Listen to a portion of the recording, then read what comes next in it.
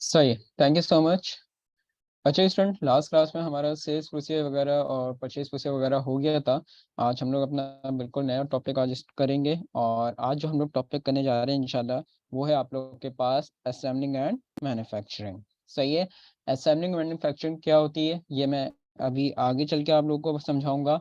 सबसे पहले मैं इसमें एक नई फाइल क्रिएट कर रहा हूँ असेंबलिंग के नाम से। सबसे पहले एक नई फाइल क्रिएट कर रहा हूँ, किसके नाम से? असेंबलिंग के नाम से। फाइल क्रिएशन का तरीकेकार वही है जो मैं पहले आप लोगों को समझा चुका हूँ। सही है। सिर्फ असाइनमेंट वगैरह एक ही मिलेगा, हैंड आउट एक ही मिलेगा। जब ये आपका पेशी एंड हो जाएगा तो इंशाल्लाह एक ही हैंड आउट है जो सॉफ्ट कॉपी में एडमिन के जरिए आप लोगों को शेयर करवा दूंगा। राइट। अच्छा जी, एक नई फाइल क्रिएट कर रहा हूँ मैं इसमें असेंबली के नाम से।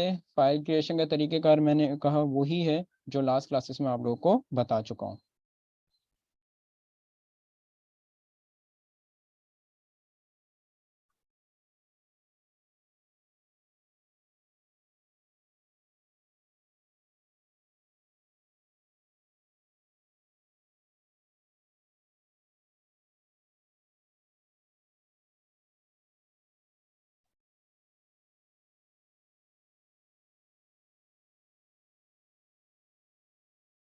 अच्छा जी,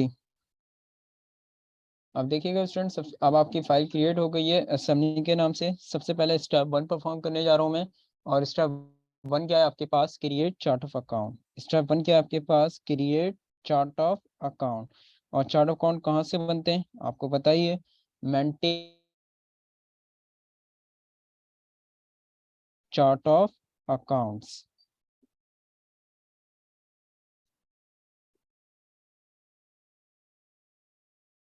जो चार्ट ऑफ अकाउंट मैं बना रहा हूँ गौर से देखिएगा सामने।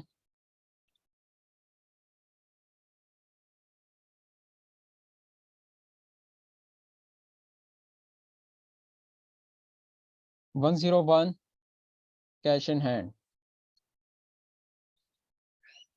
टाइप वही होगी इसकी, cash. 102 HBL bank.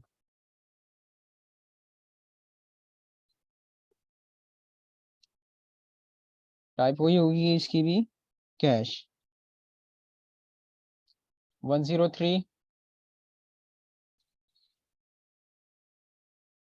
Inventory. Inventory की टाइप इसमें मैंने बताया था क्या दी हुई है, इन्वेंट्री दी हुई है। 104 अकाउंट रिसीवेबल।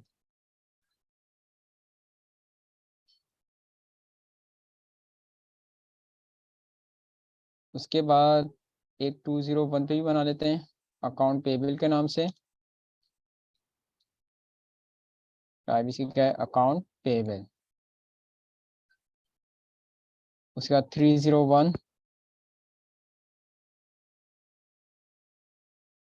कैपिटल।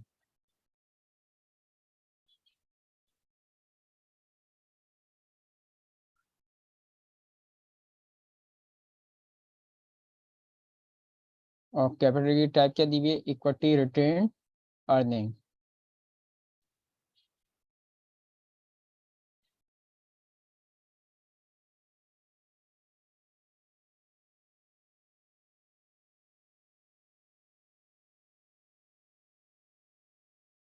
सेल।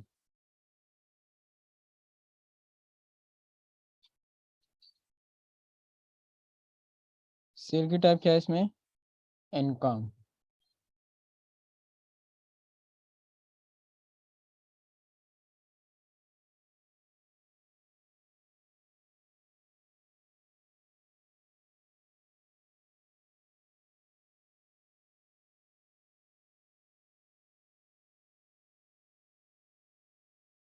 हाँ जी, तो 401 पे मैं बना रहा था sale. 402 sale main frame. 403 sale main body. 404 sale engine 405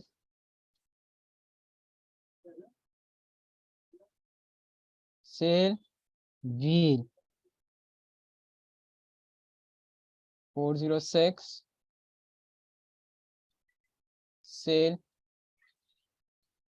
Toyota car. उसके बाद कॉस्ट ऑफ सेल के हेड ओपन कर रहा हूँ 501 परचेज मेन बॉडी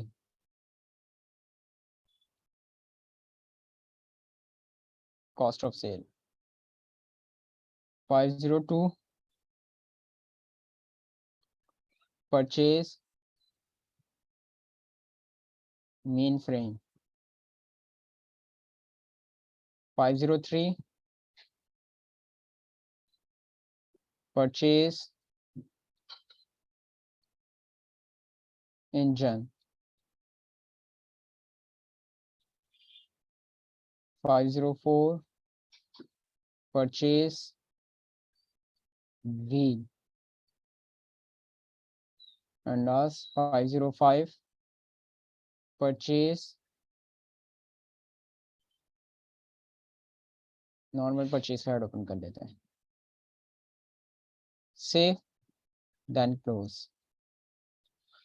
अब है आपके पास स्टेप 2 और स्टेप 2 क्या है आपके पास create inventory of raw materials create inventory of raw material. अब स्टेप 2 में क्या होगा आपके पास रॉ मटेरियल्स की इन्वेंट्री क्रिएशन होगी और इन्वेंट्री क्रिएशन कैसे और कहाँ से होती है लास्ट क्लासेस में पूरा हम लोग कर आ रहे हैं।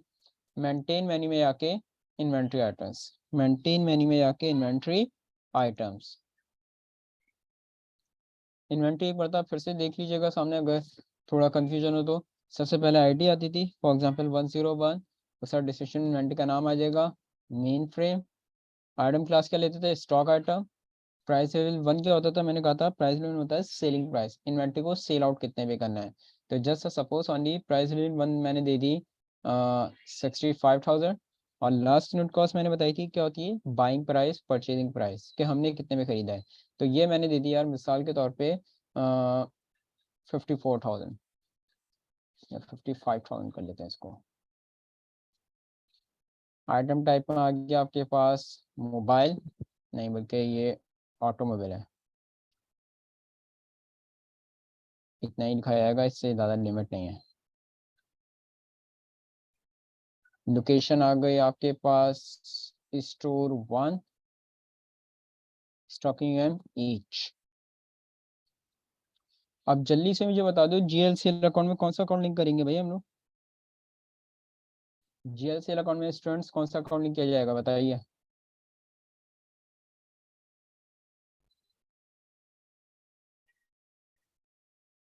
Cell what the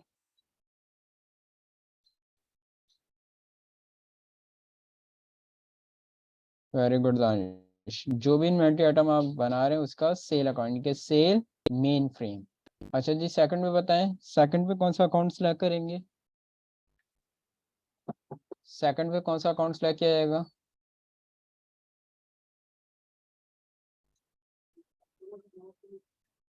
inventory.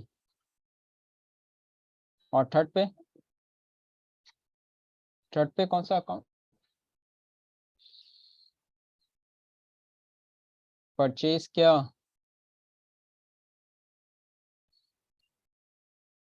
Very good purchase main frame. अच्छा जी अब आ जाएंगे आप बिगनिंग बैलेंस पे यस करना है इसको। मेन फ्रेम सेलेक्ट करा शो हो गया ऊपर मेन फ्रेम कितने पीस पड़े में। मैं कहता हूँ यार मेरे पास मेन फ्रेम के 50 पीस पड़े में और कॉस्ट क्या थी इसकी 55,000 रुपये। टोटल कॉस्ट ऑटोमेटिकली आ जाएगी। सही है ओके करना सेव द न्यू 102। अब है आपके पास main body stock item price rate 1 आ गया आपके पास फॉर एग्जांपल मेन बॉडी का यार 4 25,000 रुपये, या इसको कर लेते हैं 475। और लास्ट यूनिट कॉस्ट मैंने दे दी 4,25,000 रुपये।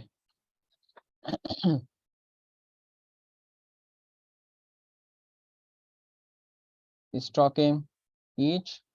अच्छा जी, अब आ जाते हैं जीएल सेल अकाउंट में कौन सा अकाउंट लिंक होगा? जो भी इन्वेंट्री आइटम बना रहे हो इसी का सेल अकाउंट, यानी कि सेल मेन बॉडी। सेकंड पे इन्वेंट्री का अकाउंट, और थर्ड पे जो भी इन्वेंट्री आइटम बना रहे हो इसी का परचेज अकाउंट, यानी कि परचेज मेन बॉडी। साथ बिगिनिंग बैलेंस पे जाएंगे, यस करो आपने, सेलेक्ट करना मेन बॉडी। कितने पीस अवेलेबल हैं? मैं कहता हूँ इसकी भी आपके पास 50 पीस अवेलेबल हैं। और कॉस्ट क्या थी इसकी? 4,25,000 रुपये टोटल कॉस्ट आ जाएगी। उसके बाद थर्ड थी आपके पास 103 इंजन स्टॉक आइटम। इंजन की यार 7,50,000 रुपये और 6,25,000 लास्ट यूनिट कॉस्ट दे दी मैंने इसकी।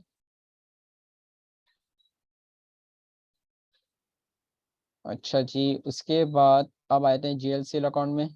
सेल इंजन, सेकंड पे इन्वेंट्री, और थर्ड पे परचेस इंजन।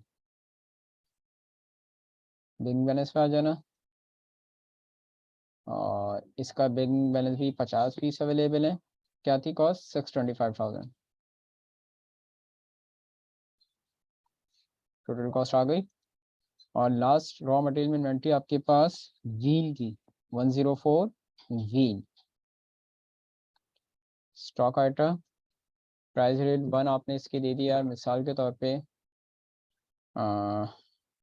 35,000, और लास्ट यूनिट कॉस्ट आ गई 28,000।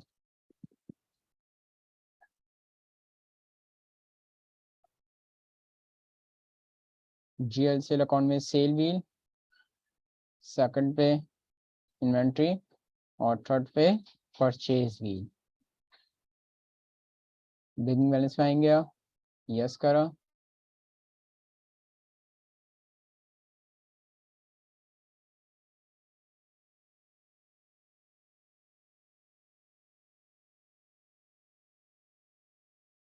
व्हील का मैं कह रहा हूँ 100 पीस अवेलेबल है, और यूनिट कॉस्ट क्या आती है इसकी? 28,000 रुपये।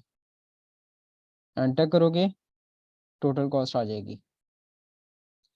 अच्छा जी, आज हम लोग कर रहे हैं assembling and manufacturing.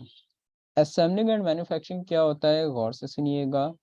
To create one finish good item with the help of merging different raw materials is known as assembling and manufacturing।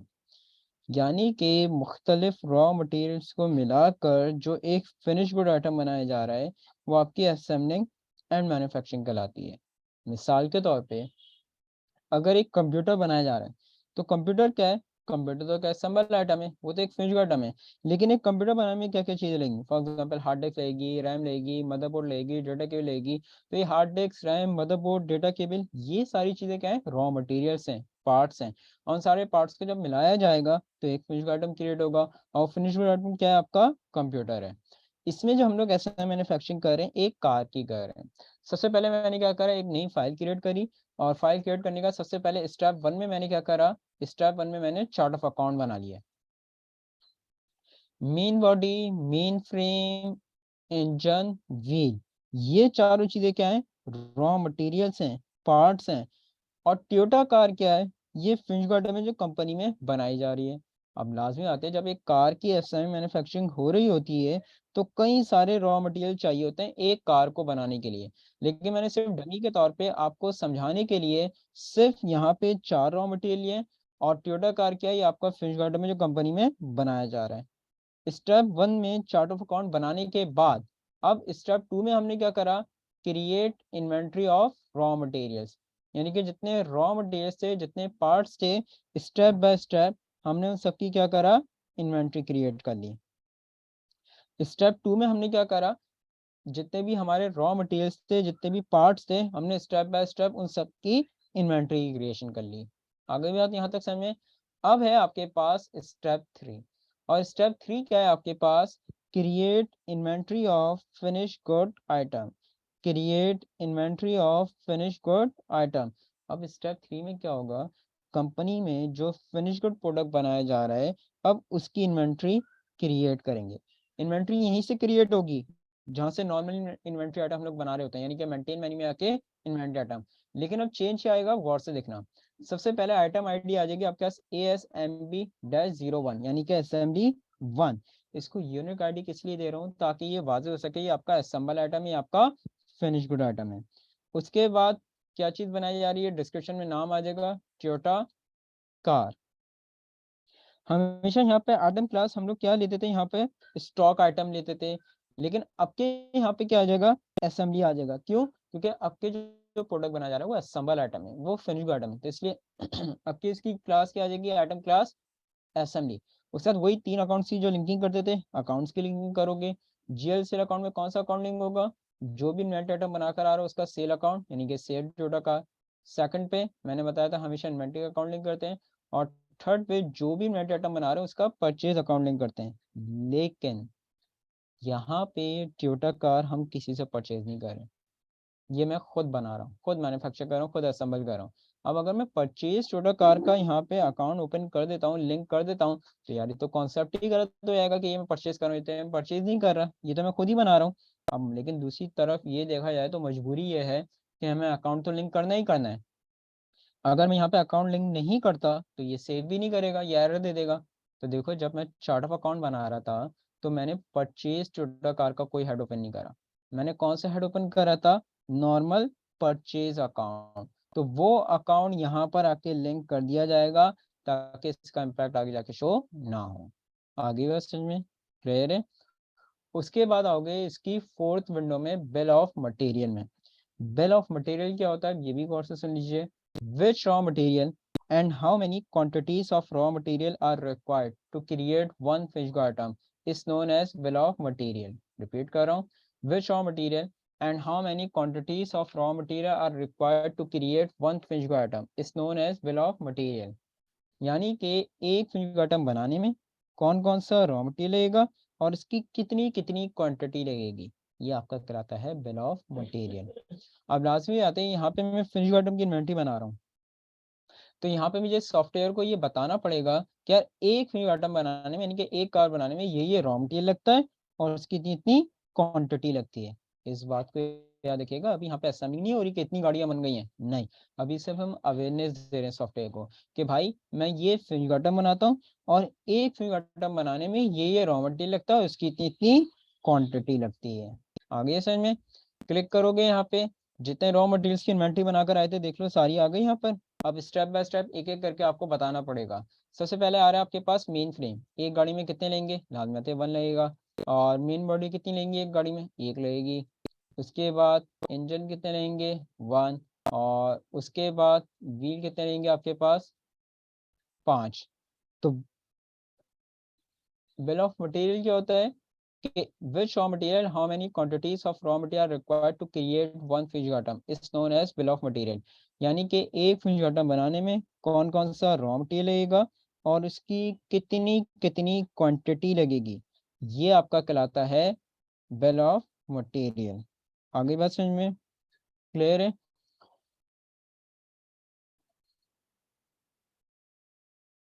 अच्छा जी, बिल्कुल ऐसा ही है, ये स्पेयर व्हील है, एक जो है वो स्पेयर व्हील होता है मेरे दोस्त, इसलिए अगर हाँ हम ऑटो रिक्शा बनाते हैं यहाँ पे तो ज़रूर फिर मैं यहाँ पे क्या लेता, यहाँ पे 4 लेता और नहीं सॉरी 3 लेता और एक स्पेयर में लगाता भाई, सही है।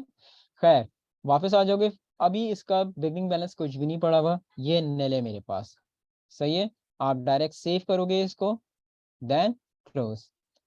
अब कंपनी में 2 गाड़ियां बने या कंपनी में 200 गाड़ियां बने, अब अकाउंटेंट का काम क्या होगा, वो सिर्फ और सिर्फ असेंबल एंट्री परफॉर्म करेगा। क्यों, क्योंकि मैं एक बार इस सॉफ्टवेयर को ये बता चुका हूँ कि यार एक गाड़ी बनाने में कौन कौन सा रॉ मटेरियल लग रहा है, उसकी कितनी कितनी क्वांटिटी लग रही है। अब अगर फॉर एग्जांपल मिसाल के तौर पे अगर आज 7 जनवरी है और 7 जनवरी को मेरे पास फॉर एग्जांपल 10 गाड़ियां बन जाती है, तो मेरा काम क्या होगा, मैं सिर्फ और सिर्फ असेंबल एंट्री परफॉर्म करूंगा। अब ऐसा नहीं है कि अगर फॉर एग्जांपल आज 20 गाड़ियां बनती हैं तो पीछे जैसे ही आपको मैन्युफैक्चरिंग डिपार्टमेंट से पता चलता है यार 20 गाड़ियां बन गई हैं और आप अपने स्टॉक को बढ़ा दें, फिनिश गुड को बढ़ा दें, अपने रॉ मटेरियल को कम कर दें, तो अब अकाउंटेंट का काम ये नहीं है कि बार बार वो ये बताएगा सॉफ्टवेयर को कि आप 20 गाड़ियां बनाने में इतनी मेन बॉडी लेंगे, इतनी मेन फ्रेम लेंगे, इतने व्हील लेंगे, इतने स्टीयरिंग, इतने डैशबोर्ड। नहीं, हमारा काम एक बार डिफाइन करना था जो हमने इसको डिफाइन कर दिया है। अब जैसे कि मैंने कहा पीछे मुझे मैन्युफैक्चरिंग डिपार्टमेंट से पता चलता है कि यार इतनी गाड़ियां मैन्युफैक्चर हो गई हैं, अपने फिनिश गुड को बढ़ा दें और अपने रॉ मटेरियल को कम कर दें, तो अकाउंटेंट क्या करेगा, सिर्फ और सिर्फ असेंबल एंट्री परफॉर्म करेगा। सही है। तो लास्ट स्टेप है आपके पास स्टेप 4 है, और स्टेप 4 क्या है, क्रिएट असेंबल एंट्री। और वो एंट्री कैसे और कहाँ से परफॉर्म होगी, गौर से देखिएगा।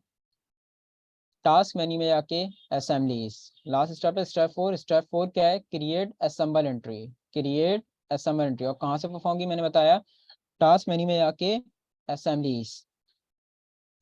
असेंबलीज में जाने के बाद यहाँ पर आके आइटम आईडी कह रहा है क्या चीज बनाई जा रही है, सामने शो हो रहा है टोयोटा कार। सिलेक्ट करना है यहाँ पर आके टोयोटा कार। डेट, जिस डेट को यहाँ पर आके असेंबलिंग की जा रही होगी, यहाँ पर आके असेंबलिंग की डेट आ जाएगी आपके पास। रेफरेंस नंबर होता है entry number, serial number. First entry perform की जा रही है तो मैंने यहाँ पर आके दे दिया आपके पास 01। उसके बाद आपसे कहता है कितनी गाड़ियां बन रही हैं, क्वांटिटी बताएंगे आप कितनी गाड़ियां बनाई जा रही हैं। तो फॉर एग्जांपल मिसाल के तौर पे मैं कहता हूँ कि यार 8 गाड़ियां बनाई जा रही हैं। और रीजन क्यों बना रहे हो, बेचने के लिए, तो यहाँ पर आ जाएगा आपके पास फॉर सेल्स। रीजन में क्या आ जाएगा आपके पास, फॉर सेल्स। That's it. इस तरह से इसमें आपके पास एसएमएल एंट्री परफॉर्म होगी। एक मिनट तो आप फिर से समझा रहा हूँ, फिर से समझ लें। सबसे पहले यहाँ पर आके फिनिश आइटम की सिलेक्शन करनी है जो आइटम आपका बनाया जा रहा होगा। सही है। जिस डेट पर असेंबलिंग हो रही है यहाँ पर आके असेंबलिंग की डेट आएगी। रेफरेंस नंबर होता है entry number, serial number. First entry perform की जा रही है तो मैंने दे दिया यहाँ पर आके 01। जितनी गाड़ियां बननी होंगी क्वांटिटी आ जाएगी, फॉर एग्जाम्पल 8 गाड़ियां बनाई जा रही है। और रीजन क्यों बना रहा हो, बेचने के लिए, तो यहाँ पर आ गया आपके पास फॉर सेल्स। That's it. इस तरह से इसमें असेंबल एंट्री परफॉर्म होगी। सेव करोगे, देन क्लोज। तो ये हो गया आपका असेंबलिंग एंड मैन्युफैक्चरिंग कंप्लीट। अब इसके रिपोर्ट्स कहाँ से दिखेंगे, गौर से दिखिएगा स्टूडेंट। रिपोर्ट्स एंड फॉर्म्स के मेन्यू में इन्वेंट्री, और इन्वेंट्री में जाने के बाद इन्वेंट्री 3 रिपोर्ट्स हैं इसकी। इन्वेंट्री में जाने के बाद पहली रिपोर्ट है असेंबली एडजस्टमेंट जनरल, दूसरी रिपोर्ट है असेंबली लिस्ट, दूसरी रिपोर्ट है असेंबली लिस्ट, और थर्ड रिपोर्ट है आपके पास inventory unit activity report. Inventory unit activity report. अब पहली रिपोर्ट में तुम लोग को शो करवा रहा हूँ असेंबलीज एडजस्टमेंट जनरल की। देखो ये रिपोर्ट तुम लोग को क्या बता रही है,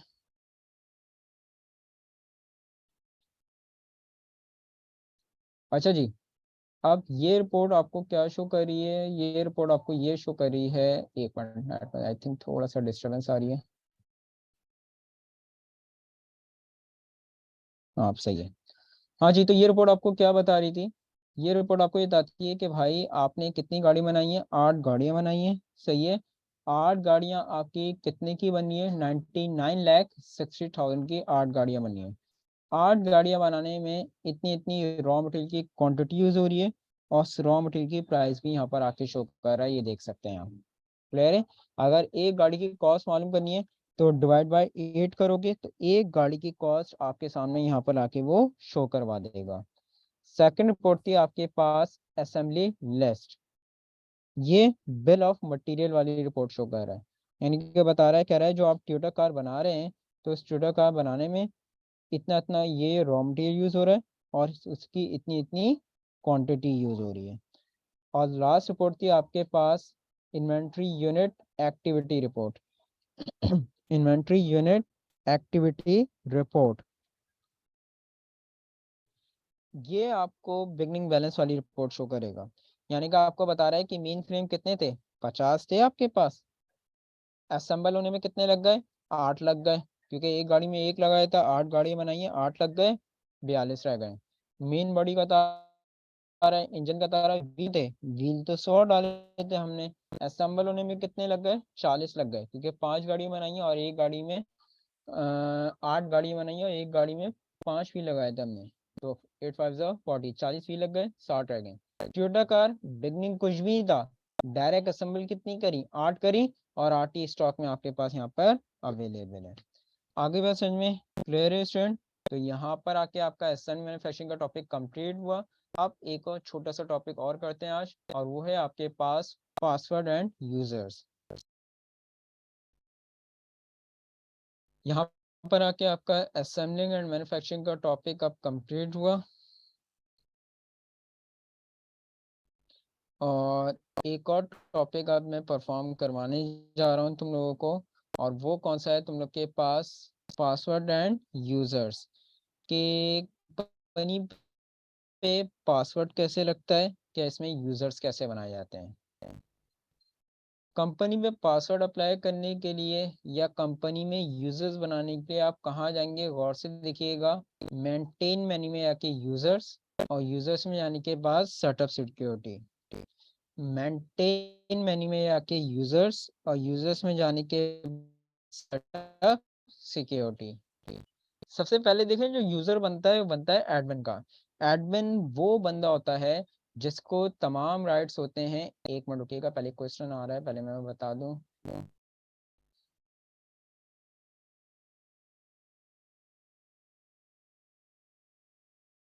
बिल्कुल आसिफ, ऐसा ही है। ये रिपोर्ट बिल्कुल आपको यही शो कर रही है जैसे आपने यहाँ पे अभी डिफाइन करा है। मैं अभी फिर से बता रहा हूँ पासवर्ड का से, मैं पासवर्ड का ऑप्शन फिर से बता रहा हूँ, मैंने अभी हटा दिया वो क्योंकि मैं तुम्हारा क्वेश्चन देख रहा था। जो तुमने कहा है वैसी वो रिपोर्ट बिल्कुल वही शो कर रही है, सही है। अच्छा जी, खैर। अब आए थे हम लोग पासवर्ड पे कि पासवर्ड कहाँ से लगता है और यूजर्स कहाँ से बनाए जाते हैं। तो पासवर्ड अप्लाई करने के लिए, यूजर बनाने के लिए कहाँ जाएंगे, मेंटेन मेन्यू में आके यूजर्स, और यूजर्स में जाने के बाद सेटअप सिक्योरिटी। सेटअप सिक्योरिटी में जाने के बाद देखिए, मैं ये बता रहा था कि सबसे पहले जो यूजर बनता है वो बनता है एडमिन का। एडमिन वो बंदा होता है जिसको तमाम राइट्स होते हैं, कहीं भी आके वर्किंग कर सकता है, उसकी कोई रिस्ट्रिक्शन होती है। आपकी कंपनी का मैनेजिंग डायरेक्टर है, कंपनी का सीईओ है, कंपनी का मैनेजर फाइनेंस है, जो भी होगा आपका एडमिन जो हेड होगा, सबसे पहले आप उसका यूजर क्रिएशन करेंगे, सही है। तो यूजर में आने का सबसे पहले आप क्या करोगे, न्यू यूजर करना। सबसे पहले आपको क्या करना होगा, न्यू यूजर करोगे। यहाँ पर आके एडमिन का नाम दोगे। अगर आप खुद एडमिन हो तो आप अपना नाम भी लिख सकते हो, वरना वही लिखे रहने दो, एडमिन। और यहाँ पर आके आप उसका पासवर्ड दोगे। अच्छा, एक बात याद रखना कि पेज में एक रिस्ट्रिक्शन है कि कम से कम 7 वर्ड होने चाहिए और अल्फा न्यूमेरिक पासवर्ड। कम से कम 7 और अल्फा न्यूमेरिक पासवर्ड। तो जैसा सपोज ओनली इसका मैंने दे दिया ABC 1 2 3 4, सही है। आप सेव कर देंगे। ये तो हो गया एडमिन। लेकिन एडमिन के नीचे भी तो बंदे वर्किंग कर रहे होते हैं, अकाउंटेंट होता है, असिस्टेंट अकाउंटेंट होते हैं, जिनको आप एक लिमिटेड साइट दिए जाते हैं कि यार आपसे पेबिल में वर्किंग करेंगे, आपसे रिसिबल में वर्किंग करेंगे, आपसे पेरोल पे वर्किंग करेंगे। तो आप फर्दर यूजर बनाने तो फिर किस पे क्लिक करोगे, न्यू यूजर पे क्लिक करोगे। यहाँ पर आके नाम दे देना, जिस नाम से भी यूजर क्रिएट करना है, फॉर एग्जाम्पल IBPD।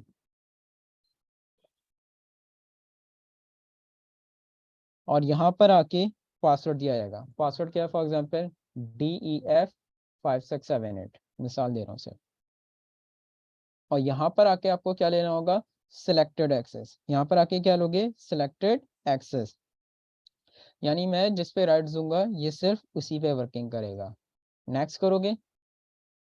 अब देखो यार, सामने तुम लोग क्या 7 ऑप्शन आ रहे हैं। अब एक एक करके तुम लोग को बताना पड़ेगा कि ये जो आप IBPD का यूजर बना रहे हैं ये कहाँ वर्किंग करेगा इनमें से, और कहाँ वर्किंग नहीं करेगा। मिसाल के तौर पे बिजनेस स्टेटस में मैंने कहा नो एक्सेस है, ये यहाँ पे वर्किंग नहीं कर सकता। कस्टमर एंड सेल में मैंने कहा फुल एक्सेस है, जहां चाहे वर्किंग कर सकता है, इसके लिए कोई रेस्ट्रिक्शन नहीं है। अच्छा, एक मिनट गौर चाहूंगा, थोड़ी तवज्जो चाहूंगा आप लोग की। ऊपर फुल एक्सेस देने के बाद अगर स्टेप बाय स्टेप भी राइट देना चाहो ना तो वो भी दे सकते हो। यानी मिसाल के तौर पे ऊपर तो फुल एक्सेस दे दिया, अगर बात करें सेल इनवाइसिंग की तो क्या मतलब सेल इनवॉइसेस में फुल एक्सेस है, एडिट कर सकता है, ऐड कर सकता है, सिर्फ देख सकता है या सेल इनवॉइस में नहीं जा सकता। यानी अगर ऊपर राइट दे दिया, ऊपर फुल एक्सेस दे दिया, तो स्टेप बाय स्टेप राइट देना चाहो तो स्टेप बाय स्टेप भी राइट दे सकते हो। ये आप पे डिपेंड करता है, इस बात को याद रखना। सही है। उसके बाद अब आते हैं vendors and payable. Vendors and payable में मैंने कहा नहीं भाई नो एक्सेस है, यहाँ पे भी ये वर्किंग नहीं करेगा। इन्वेंट्री वगैरह में, इन्वेंट्री में भी मैंने इसको नो एक्सेस दे दिया। अच्छा जी। उसके बाद आ जाते हैं फिर पेरोल में। मैंने कहा चलो सही है, पेरोल में वर्किंग कर सकता है, पेरोल में मैं इसको फुल एक्सेस दे रहा हूँ।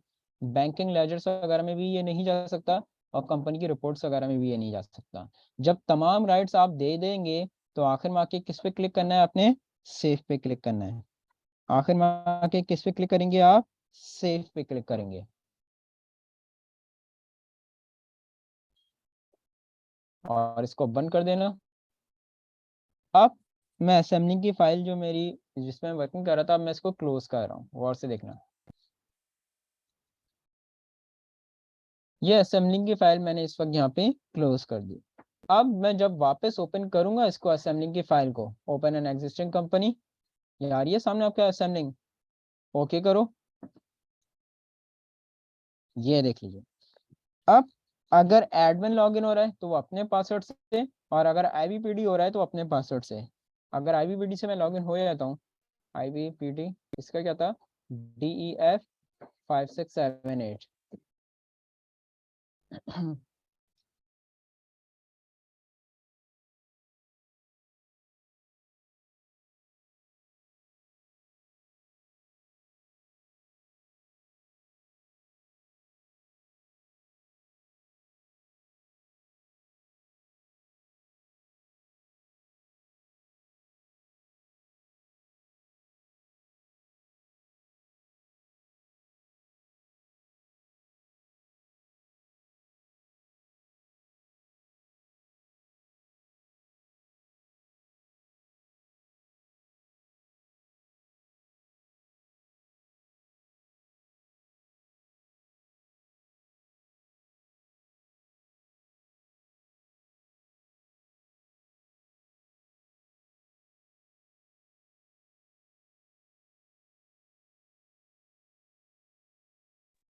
जी स्टूडेंट, अब देखिएगा सामने, यहाँ पर आके अब अगर मैं मेंटेन में आता हूँ, तो मेंटेन में देखो मेरे पास कस्टमर वगैरह ओपन पड़े हैं, कस्टमर्स ओपन है, वेंडर्स वगैरह देखो फ्रीज हुए हैं मेरे पास, वेंडर पे वर्किंग नहीं कर सकता, पेरोल पे वर्किंग कर सकता हूँ, पेरोल एक्टिव हुआ हुआ है मेरे पास, देख सकते हो। इसके अलावा चार्ट ऑफ अकाउंट वगैरह सब चीज़ें मेरे पास बन पड़ी हुई हैं इस वक्त। अगर बात करें टास्क में, तो टास्क में देखो सेल्स से रिलेटेड तमाम चीज़ें ओपन हुई हैं, टास्क में सेल्स से रिलेटेड तमाम चीज़ें ओपन है, लेकिन परचेज से रिलेटेड तमाम चीज़ें बंद पड़ी हुई हैं, इसमें मैं वर्किंग नहीं कर सकता। सही है। लेकिन अगर मैं लॉगिन हो जाऊं एडमिन से, इसको मैं क्लोज कर रहा हूँ और एडमिन से लॉगिन होता हूँ।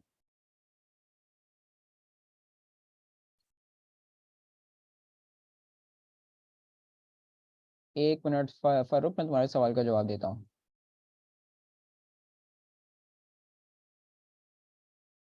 अब देखो यार, मैं लॉगिन जो हो रहा हूँ ना, वो एडमिन के जरिए हो रहा हूँ। इसका था ABC1234।